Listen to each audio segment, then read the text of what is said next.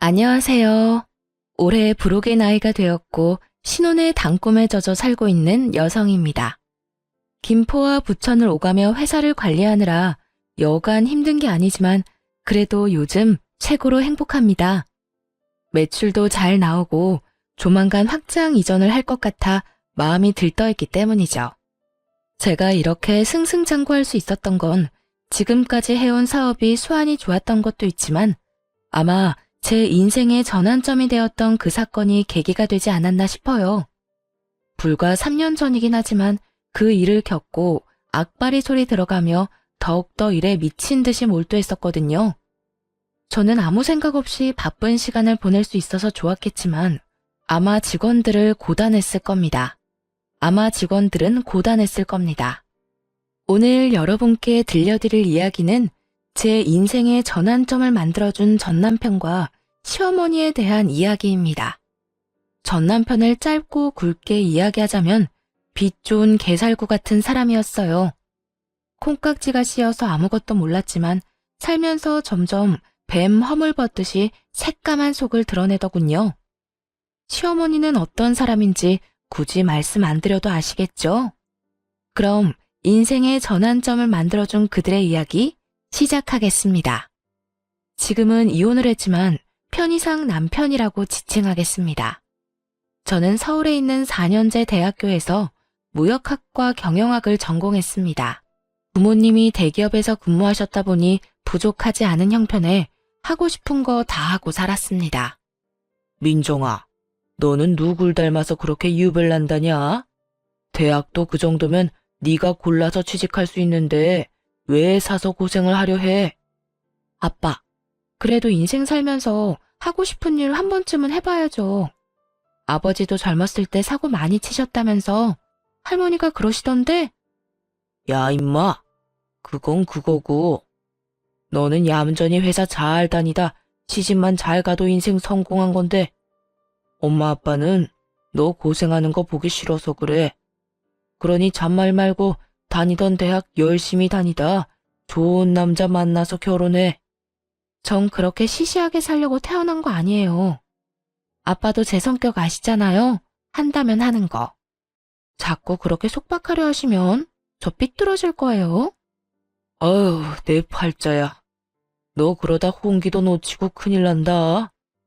사업은 아무나 하면 다 되는 줄 아냐? 그러다 보기 좋게 망하기라도 하면 어쩌려고 그러냐? 누굴 닮아서 이렇게 똥꼬집인지 원. 누굴 닮긴 우리 둘 골고루 닮았나 보지. 우리 젊었을 때 딱 그 모습이구먼. 이왕 하는 거 한번 믿어나 봅시다. 뒤에서 3등 하던 애가 내가 자극 줘서 이렇게 좋은 대학 떡하니 간 거 봐요. 앵간한 고집이 아니니 지켜보자고요. 망해도 얘가 망하는 거고 그렇게 망해봐야 인생 경험도 되고 좋은걸요. 부모님은 보통의 평범한 사람들처럼 적당히 좋은 대학 나와 적당한 나이에 결혼해 가정을 꾸리길 바라셨죠. 하지만 제가 워낙 외향적이면서 도전적인 성격이라 당연히 제 기준에 맞지 않는 바람이었습니다. 그렇게 대학 졸업 후 마음 맞는 동창들과 작은 사업을 하나 시작했어요. 제가 좀 특이하게 창업 동아리 활동을 했었는데 거기서 마음 맞는 선후배들과 물류 보관 및 유통 사업을 시작하게 된 거죠. 여자가 사업을 한다니 주변에서 우려의 말도 많았고 무엇보다 집안의 반대가 심했습니다. 그래도 자식 이기는 부모 없다고 사업 미천이라며 결혼 자금으로 모아두셨던 돈 5천만 원을 건네주셨어요. 제가 노력해서 성공한 모습을 보여드리면 되겠지 싶어 3년 동안 이리저리 발로 뛰며 일했고 그 결과 짧은 기간에 좋은 투자처도 얻고 여러 기업과 업무 협약도 맺으며 연매출 30억이 넘는 회사로 거듭나게 되었습니다. 솔직히 일반 회사 다니면서 연봉 1억 받기도 힘든데 연매출 30억이면 정말 대단한 거 아닌가요? 물론 모든 게 제 몫은 아니었지만 확실한 성과를 보여드리니 부모님이 정말 기특해 하셨습니다. 아참, 선배 지난번에 혈액원이랑 업무 협약 이야기 나온 건 어떻게 됐어?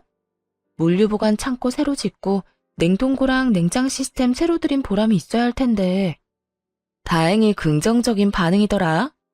거리가 가깝기도 하고 보관해주는 기간에 비해 가격도 저렴하다면서 내부 회의하고 연락해주겠대.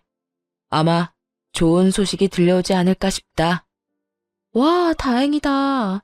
선배가 중간에서 고생 많았어. 그 계약 성사하면 대박인 건데. 말 나온 김에 오늘 곱창에 소주 어때? 나야 좋지. 오늘 일 마무리하고 바로 가자. 오래간만에 기름칠 하겠구만. 스스로 무언가를 일궈냈다는 것에 큰 흥미와 성취감을 느껴 사업에만 몰두하며 지내니 10년이라는 세월이 훌쩍 가더군요. 제 나이 35살이 되던 해 거래처 사장님의 소개로 남편을 만났습니다. 당시 남편은 물류센터에서 일하는 직원이었는데 성실하고 긍정적인 모습에 호감을 갖게 되었죠. 몇 번 만나 커피도 마시고 밥도 먹고 대화를 해보니 제 드센 성격도 다 받아줄 만큼 다정다감했고 푸근한 느낌이 들었어요.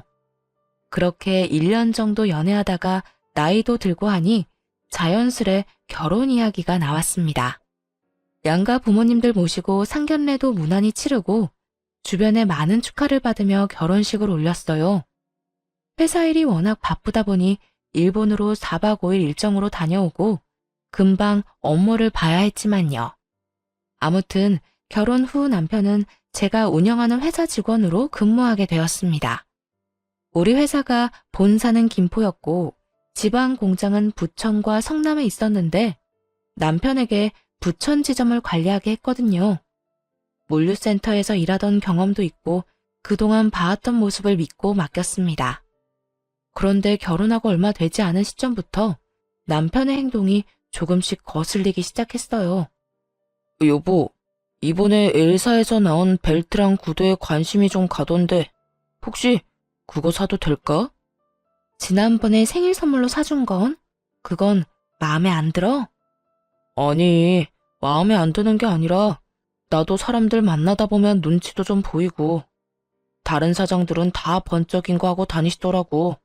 뭔가 나만 유행에 좀 뒤처지는 것 같아서.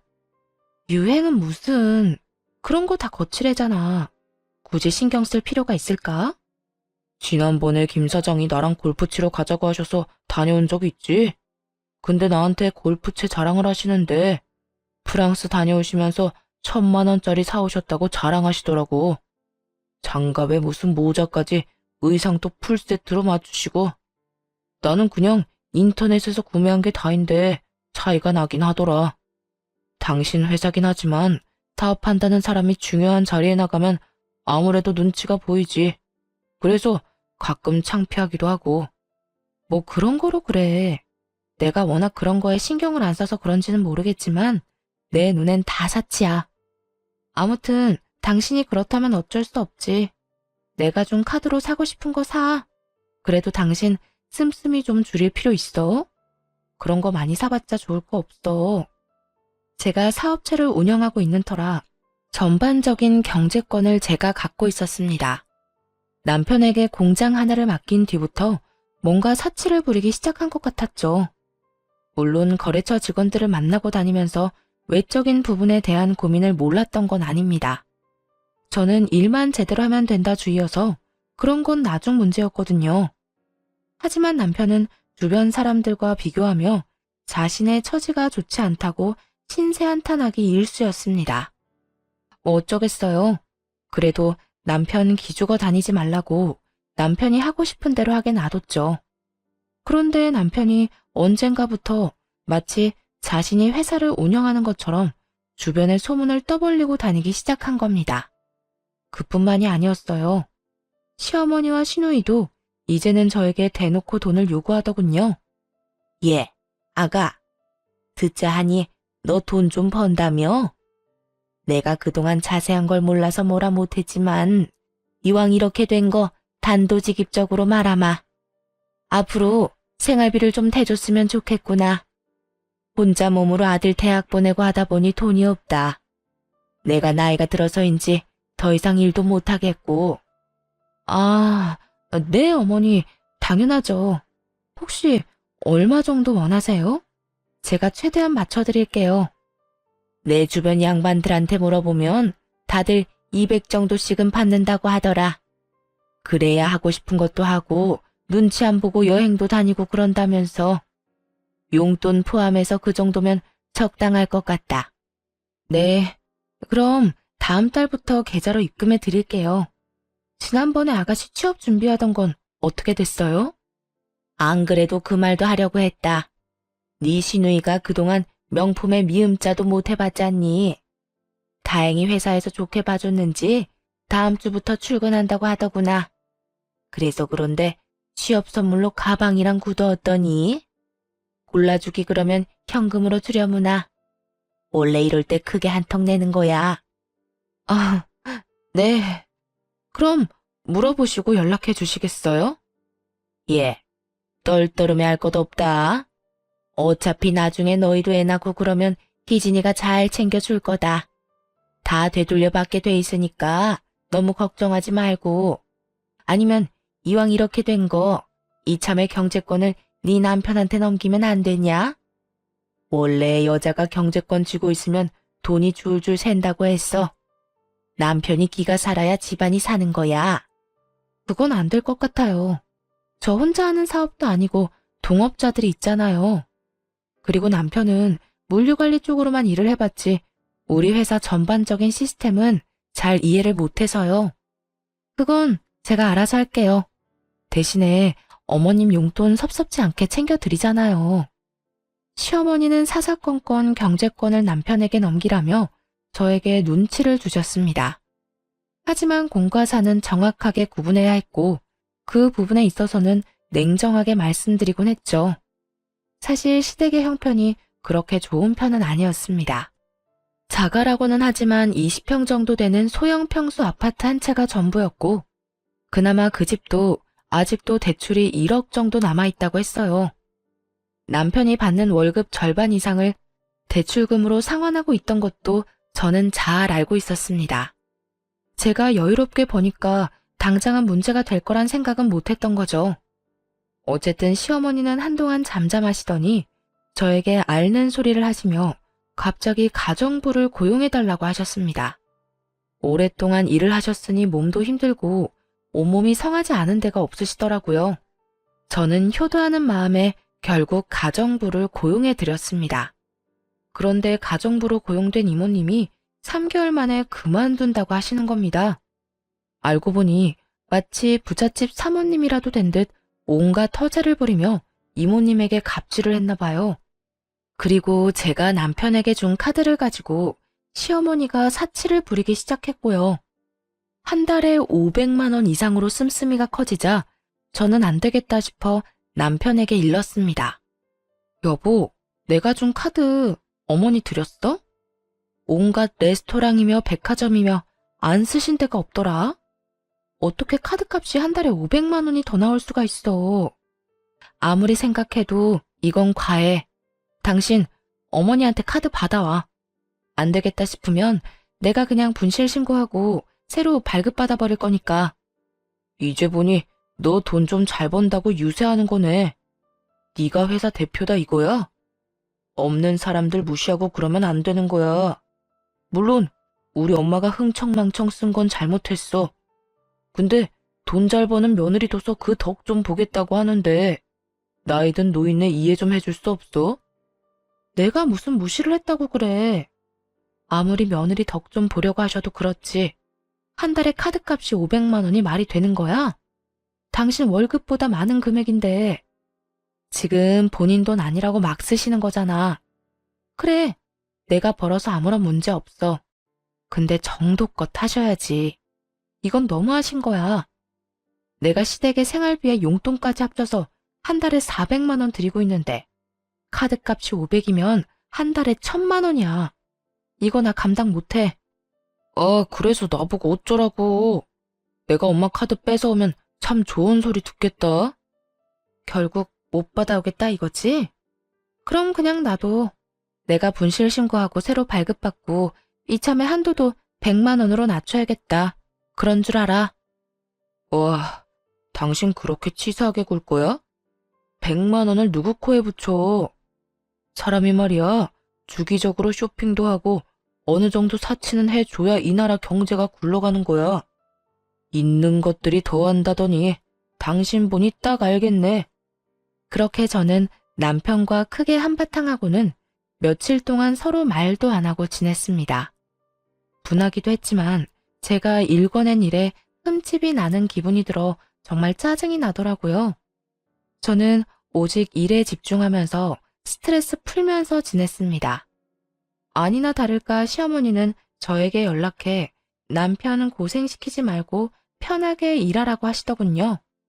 결혼 전에는 딸 같은 며느리, 고부 갈등은 없다며 세상 쿨한 척 다 하더니 자식 앞에서는 역시 시짜인가 봅니다. 예, 너는 회사 대표라는 애가 일머리가 그렇게 없니? 사람 좀 더 고용하고 일 분배하면 더 잘 굴러갈 거 아니야? 그렇게 일에 파묻혀 사니까 아직 아이 소식이 없는 거야.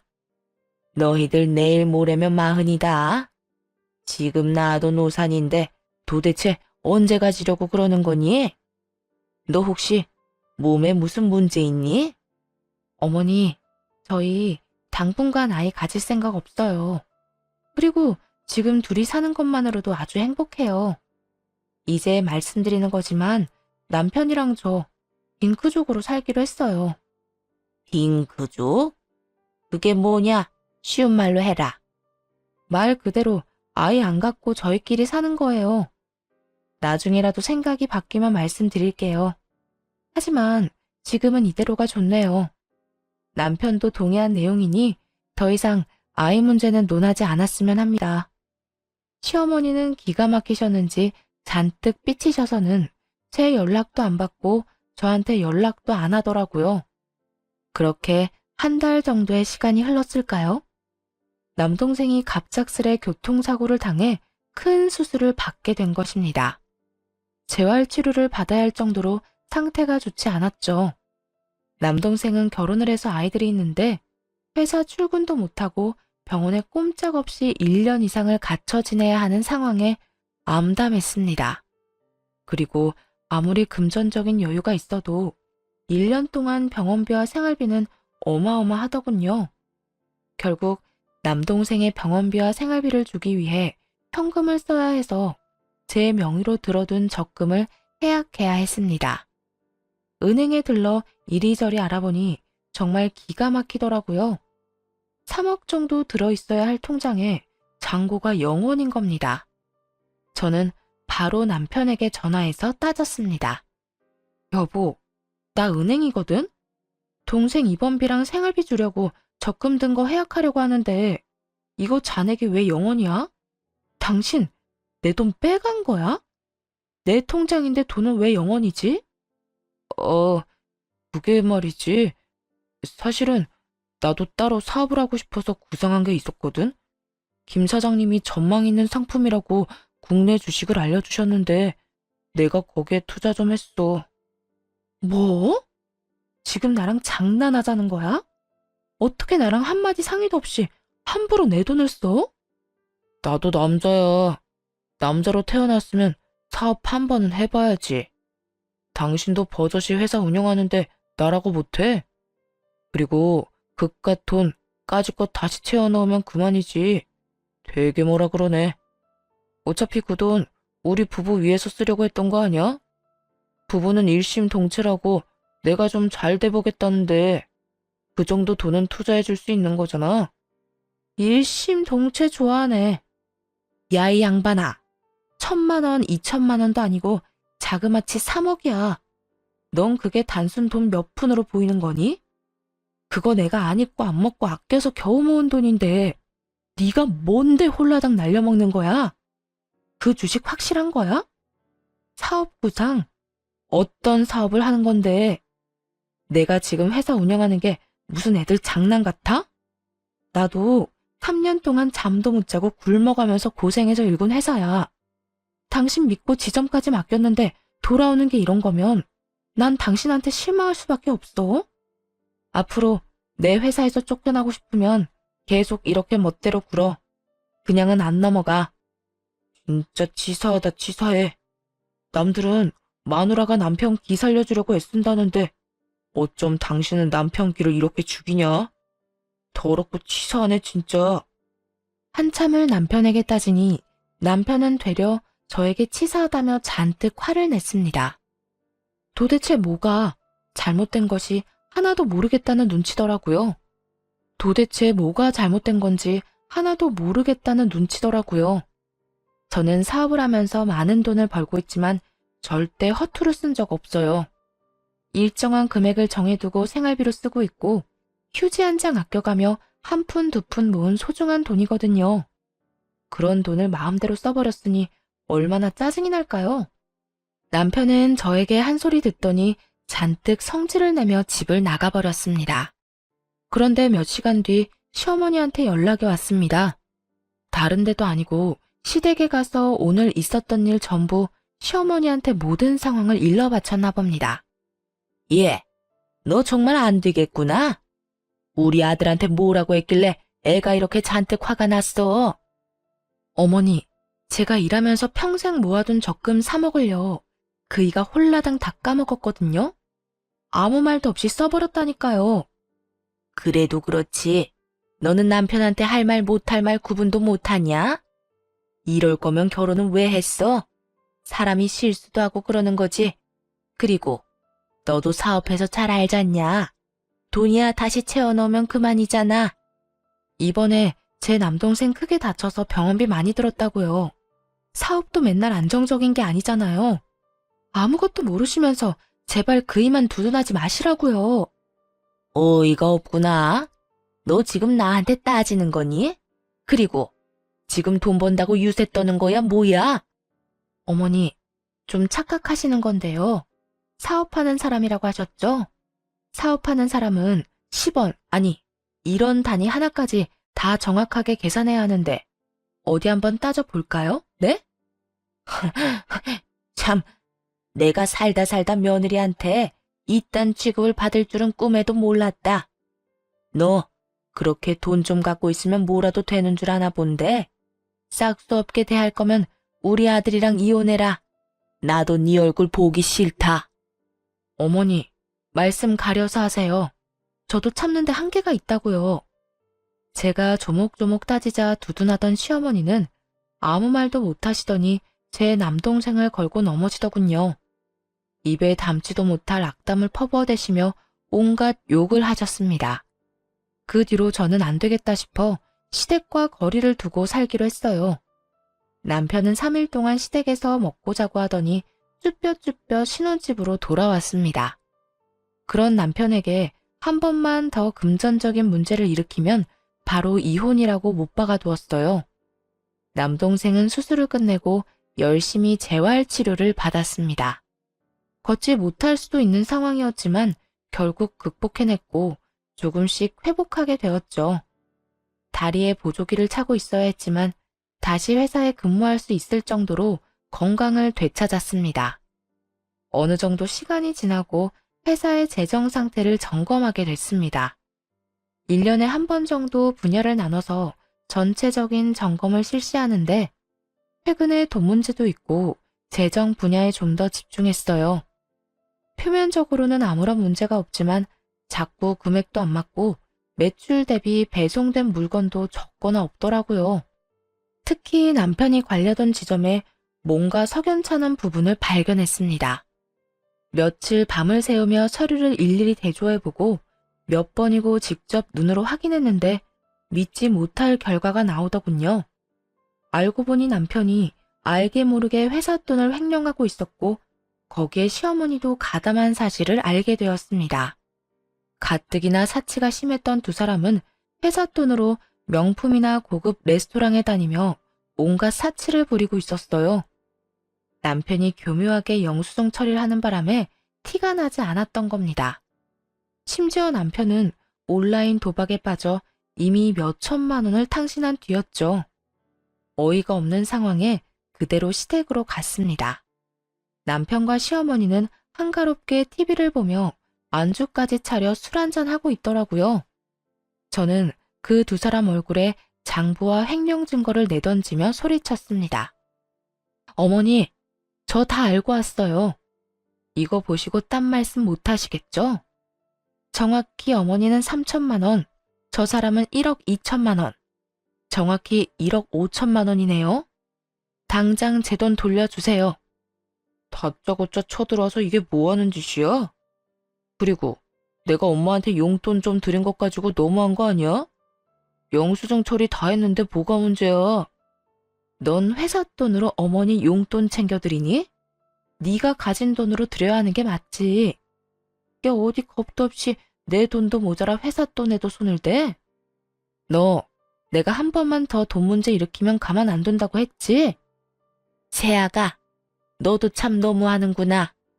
어차피 나 죽으면 지금 내가 가진 거 다 물려주고 죽을 텐데 너 정말 야박한 거 아니냐? 어쩜 애가 그렇게 인색해? 우리 가족 아니니? 가족도 가족 나름이죠. 이게 무슨 가족이에요? 그리고 어머니가 가진 게 뭐가 있으시다고. 제가 매달 용돈 생활비 다 드리고 심지어 제 카드 지난번에 재발급 받은 것도 다시 뺏어가서 한도 꽉 채워서 쓰시잖아요. 도대체 뭐가 야박하다고 그러시는 거예요? 뭐가 너무한 거냐고요? 엄마한테 큰 소리 치지 마. 당신 정말 질린다. 질리는 건 나지. 당장 이번 주 내로 돈 안 돌려주면 변호사 대동해서 법적으로 대응할 거니까 그렇게 하라. 돈 앞에선 가족이고 뭐고 없어. 더군다나 이해 못할 정도로 뒷돈까지 챙긴 마당에 난 이상 봐주지 않을 거야. 각오하는 게 좋을 거야. 변호사를 선임하던 뭘 하던 알아서 해. 난 분명히 말했다. 이번 주까지 그대로 돌려놔. 저는 그대로 시댁을 나와버렸습니다. 뒤에서 어찌나 빽빽거리며 소리를 질러대는지 귀가 다 아프더군요. 시댁을 나온 뒤 미리 연락해둔 변호사 사무실에 찾아갔습니다. 남편과 시어머니 행위는 공금 횡령에 해당하기 때문에 관련 증거가 명확해야 했어요. 저는 은행에서 돈의 출처였던 회사명의 계좌와 사용 내역, 세무사를 통해 사용한 공식적으로 사용된 회사 자금 내역, 그 둘을 비교해 어긋난 부분, 남편과 시어머니의 계좌 내역을 모두 증거로 제출했습니다. 남편이 영수증 처리를 했다는 내역과 일치하지 않는 부분 또한 증거로 제출했어요. 하나에 집중하면 질릴 때까지 해버리는 저의 습관 덕분에 며칠 밤새운 보람이 있었네요. 그러고는 곧바로 이혼 소송도 함께 준비했습니다. 나 지금 이혼 소송 상담받고 오는 길이야. 당신도 잘 알겠지만 이건 그냥 넘어갈 일이 아니야.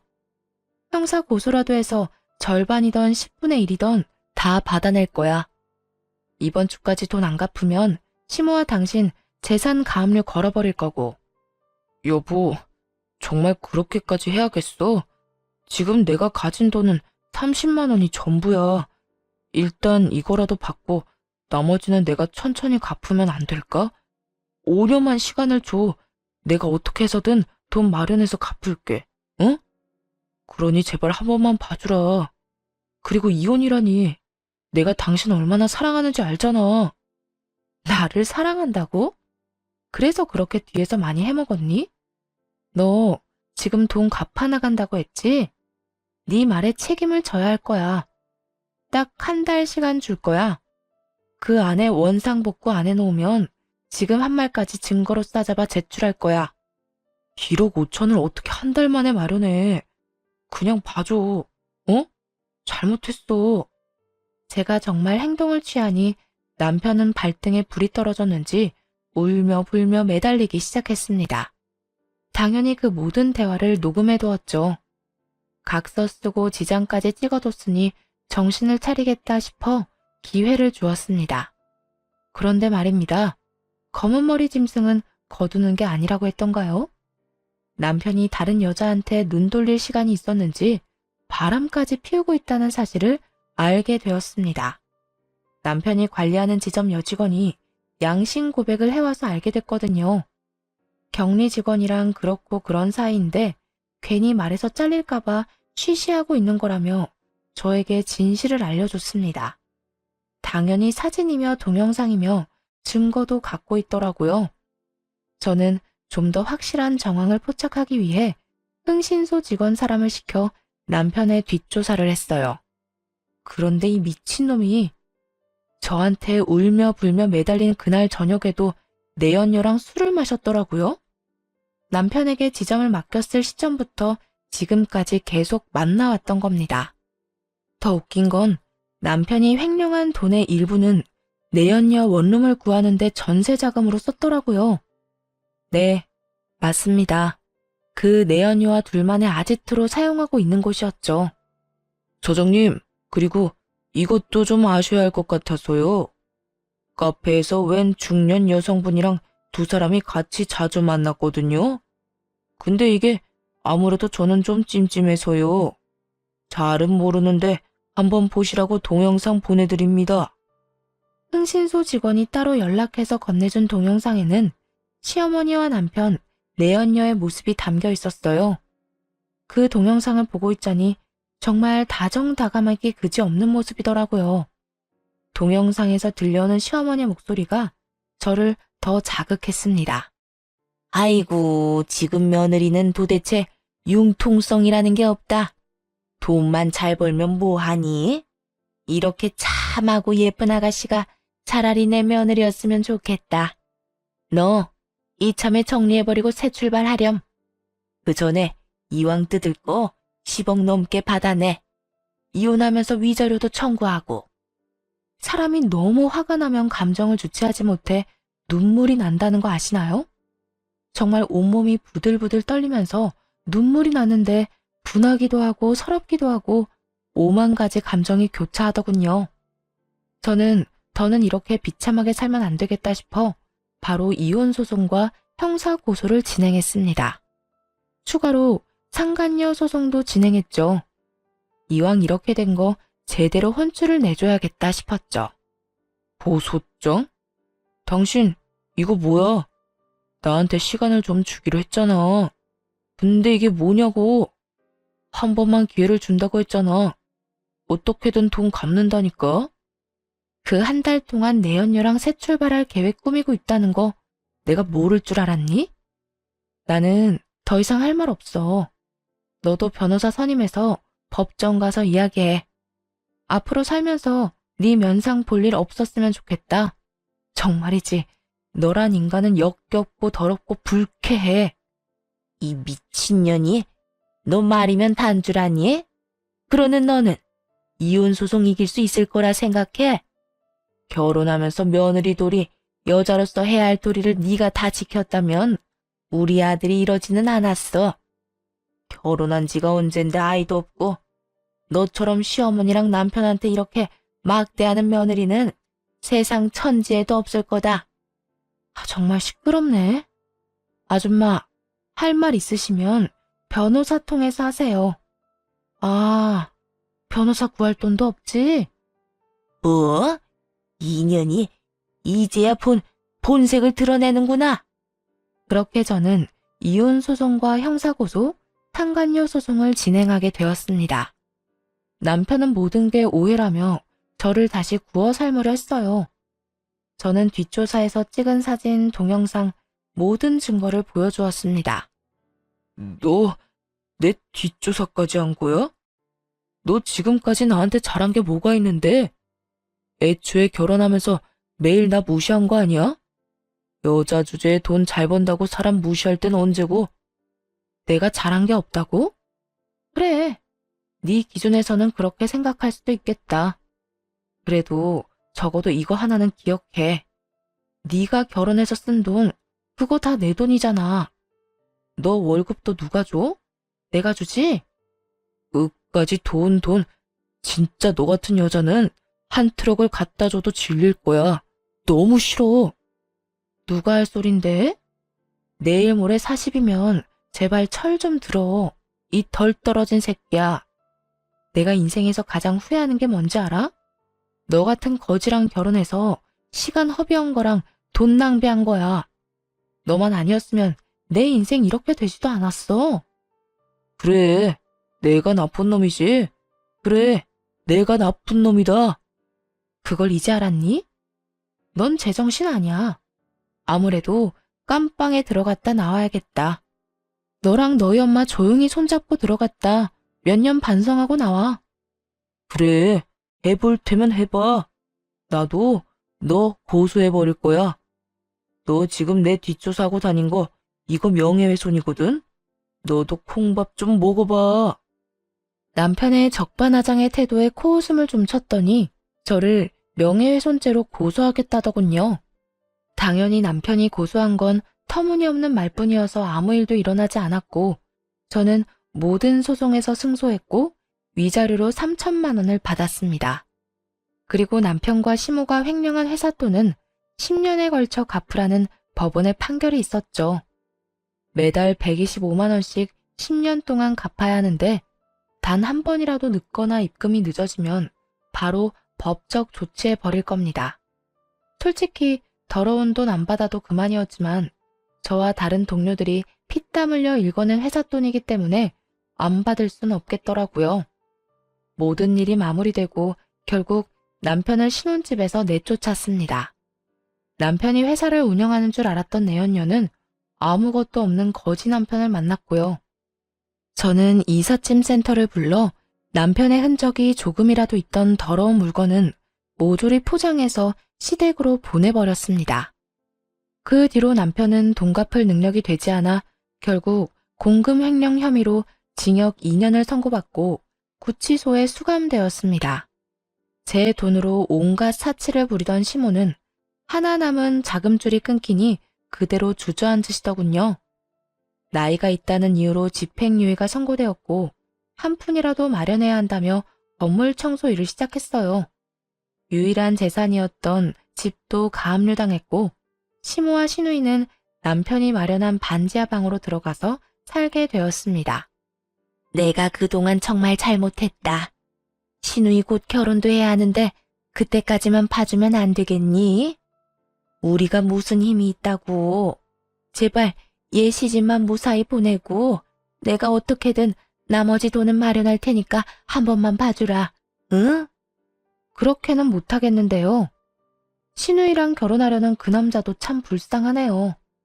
처가 될 집이 사기꾼 거지 집안인 것도 모르고 저는 법원 판결 나온 대로 할 겁니다. 받을 생각도 없어요. 너 너무한 거 아니니? 조금의 정이라도 남아있다면 배려 좀 해주라. 그래도 내가 너 시어머니였는데 이런 식으로 나오면 나도 기분이 좀 그렇구나. 지금 기분 타령하실 때가 아닌 것 같은데요? 제발 말이 되는 소리를 좀 하세요. 이제 와서 제가 왜 아줌마 사정을 봐줘야 하는데요? 어차피 이제 남남이고 이 정도면 제가 인내심 끝판왕인 건데 한 번만 더 저 자극하시면 저도 가만히 안 있어요. 저한테 너무한다고 생각하지 마시고 그동안 그쪽 아들이랑 아줌마가 한 행동도 좀 살펴보시고요. 이참에 벽에 머리 박고 반성까지 하면 더 좋겠네요. 저는 며칠이고 찾아와 매달리는 시모를 오질게 대했습니다. 자꾸 며느리돌이 정 어쩌고 하시는데 제가 조금이라도 그런 게 남아있으면 이렇게 했겠어요? 시모가 다녀간 자리에 저는 소금까지 뿌려버렸습니다. 나름 국산 천일염이라 마지막까지 좋게 대우해줬다 생각해요. 그렇게 2년의 세월이 훌쩍 지났고 그놈은 결국 형량을 다 채우고 출소했더군요. 이사해버리는 바람에 만나질 못하니 회사에 찾아오더라고요. 여길 어디라고 와? 벌써 형량 다 채우고 나온 거야? 시간 참 빠르다. 그나저나 반성은 많이 했나 모르겠네. 당신 없는 2년 동안 나 반성 많이 했어. 내가 얼마나 모자란 놈이었는지 잘 알겠더라. 그래서 말인데 나 새 삶으로 태어났으니까 우리 다시 시작해보는 건 어때? 내가 정말 잘해줄게. 내가 미쳤니? 너 대가리에 총 맞았어? 교도소 다녀오더니 뇌가 어떻게 됐나 본데. 내가 너랑 재결합할 일은 죽어도 없을 거야. 그런 시답지 않은 말 할 거면 당장 꺼져. 앞으로 보지 말자고 내가 분명히 이야기했을 텐데. 지금 경찰 불러서 스토킹으로 한 번 더 콩밥 먹여줘? 그러지 말고 내 이야기 좀 들어봐. 내가 널 얼마나 보고 싶어 한 줄 알아? 내가 너한테 접견 신청을 얼마나 많이 했는데 그걸 다 거절해? 내게 변명할 기회는 줘야지. 지금 뭐라고 했니? 변명? 하당치도 않아. 내가 이미 기회는 여러 번 준 걸로 아는데 내가 마지막이다 생각했을 그날도 너는 그년이랑 놀아나면서 시시덕거렸어. 잊었니? 같이 웃고 떠들 땐 좋았지? 그런데 어쩌냐? 너 아무것도 없는 개털이잖아. 내가 누구 때문에 이렇게 된 건데. 이게 다 너를 사랑해서야. 네가 어떻게 나한테 이래? 어디서 개가 짖니? 정신이라도 차렸으면 불쌍해서 밥값이라도 쥐어보내려 했는데 에라 아깝다. 넌 그냥 조용히 꺼져. 밥값도 아깝게 하는 재주가 있네. 다시는 보지 말자. 그놈은 자기가 많이 반성했다며 다시 잘해보자고 헛소리를 짓거리는데 경찰 불러 내쫓아 버렸습니다. 그러고는 바로 접근 금지, 통신 제한, 주소록 열람 제한을 걸어버렸어요. 정말 끈질겨도 이렇게 끈질길 수가 없었습니다. 정말 기생충이 따로 없었죠. 그렇게 한동안 잠잠하더니 아예 연락이 끊겨버렸습니다. 지금까지 아무런 소식을 들을 수 없었죠. 그저 통장에 매달 찍히는 125만 원이라는 금액을 보고 어딘가에서 잘 살아있구나 싶어요. 저는 어느 정도 마음을 추스른 뒤 회사 일에 몰두하며 지내고 있습니다. 그러다 제 밑바닥까지 모두 지켜본 회사 동료와 좋은 감정으로 지내다 얼마 전에 혼인신고를 했어요. 창업을 같이 했던 친구고 항상 제가 힘들 때 옆에서 많은 위로를 건네줬던 사람입니다. 부록의 나이가 되어 보니 그동안 제가 얼마나 치열하게 살아왔는지 알겠더라고요. 그런 저를 잘 달래주고 앞으로도 함께 많은 시간을 헤쳐나갈 좋은 사람을 만나 얼마나 다행인지 모릅니다. 참 피곤하고 고단하고 다사다난했던 제 결혼 사연은 여기까지예요. 고생을 많이 해서 그런지 앞으로는 행복하고 즐거운 일만 가득했으면 좋겠습니다. 그런 의미에서 오늘은 그 친구와 오붓하게 자주 가던 고깃집에서 삼겹살에 소주 한잔 해야겠습니다. 지금까지 제 사연 들어주셔서 감사합니다.